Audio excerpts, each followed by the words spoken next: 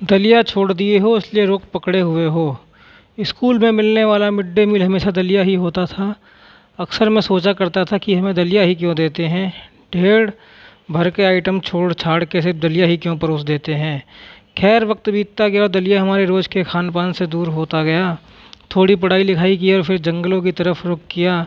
आदिवासियों के साथ रहने लगा और देखते ही देखते मेरे खान पान में दलिया एक बार फिर लौट आया। और जब दलिया से जुड़ी जानकारियाँ गांव देहात के जानकारों से मिलने लगी तो समझ आया कि दलिया तो जन्नत है। शुक्रिया है उन पॉलिसी मेकर्स का जिन्होंने मिड डे मील में दलिया इनकॉर्पोरेट करवाया होगा। दलिया बेहद पौष्टिक आहार है। 100 ग्राम दलिया खा लेंगे तो दिन भर के लिए आवश्यक फाइबर्स का 75% हिस्सा आपको मिल जाएगा। मैग्नीशियम भी खूब होता है इसमें जो हार्ट के लिए ज़रूरी है। इसमें आयरन और विटामिन B6 भी अच्छा खासा मिल जाता है। हड्डियों को मजबूत बनाने के लिए दलिया हमारे शरीर में ताबड़तोड़ मेहनत करता है। इतने सारे गुण हैं इस दलिए में तो फिर हमारी रसोई में क्यों नदारद है दलिया। मुझे याद आ रहा है कि घटना उस वक्त की है जब मेरी उम्र करीबन 16 साल रही होगी। क्रिकेट खेलने का चस्का लगा हुआ था। मेरे दोस्त के पिताजी बड़े सरकारी ओहदे पर थे।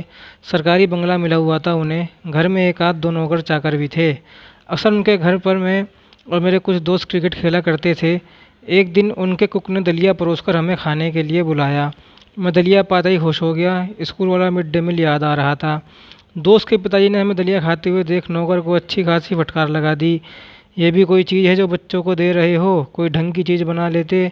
मैं बड़ा एंजॉय कर रहा था दलिया को, लेकिन प्लेट हाथों से ले ली गई और हमें नूडल्स खाने के लिए दिया गया। बस ऐसे ही सत्यानाश हुआ होगा हमारे पारंपरिक भोज दलिया का। नूडल्स ने निगल लिया दलिया।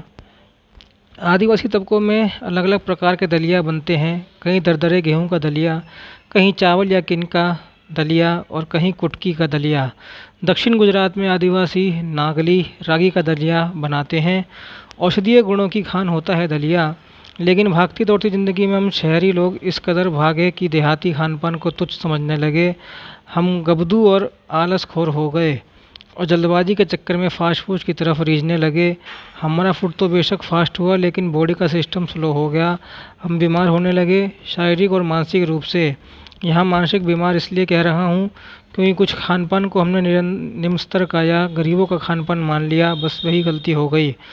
1990 के बाद से हिंदुस्तान में लाइफ स्टाइल डिसऑर्डर्स की भरमार होने लगी। Diabetes, arthritis, cancer, heart disease, मोटापा और तरह तरह के टिमटम वाले रोग हर परिवार में पैर पसारने लग गए। क्यों बताइए क्यों? आज भी ग्रामीण तबकों में ये सब समस्या काफ़ी कम है या ना के बराबर हैं। क्योंकि बताइए क्यों? क्योंकि ये सब आज भी पारंपरिक खान पान को अपनाए हुए हैं। इनका गरीब होना या भीड़ भाड़ और भागते दौड़ते वाले समाज से दूरी होना इनके लिए ब्लेसिंग्स इन डिसगाइज है। अगर हमारे गांव देहात लाइफ स्टाइल डिसऑर्डर से काफ़ी दूर हद तक दूर हैं, उनके जीवन में तनाव कम है और उनके नसीब में पिज़्ज़ा, बर्गर, चाउमीन और अटरम ठसरम चीज़ें नहीं हैं, तो ये इनके विकास होने का प्रमाण है। फिर हम लोग लाख कहते रहते हैं कि वो देहाती हैं, आदिवासी हैं, गरीब हैं, लेकिन सच्चाई ये है कि वे हमसे लाख गुना बेहतर हैं। गांव देहातों में आज भी दलिया और दलिया जैसे कई पौष्टिक व्यंजन अक्सर बनते हैं। इन्हें बड़े शौक से खाया जाता है। बाजारवाद ने दलिया को ओटमील बना दिया और उसकी पॉकेट ढीली करवा दी। आप घर में ही दलिया तैयार करें या पता कीजिए आसपास में आटा चक्की कहाँ है और दलिया बनवा लीजिए। अब ये ना पूछना आटा चक्की क्या होती है। धन्यवाद।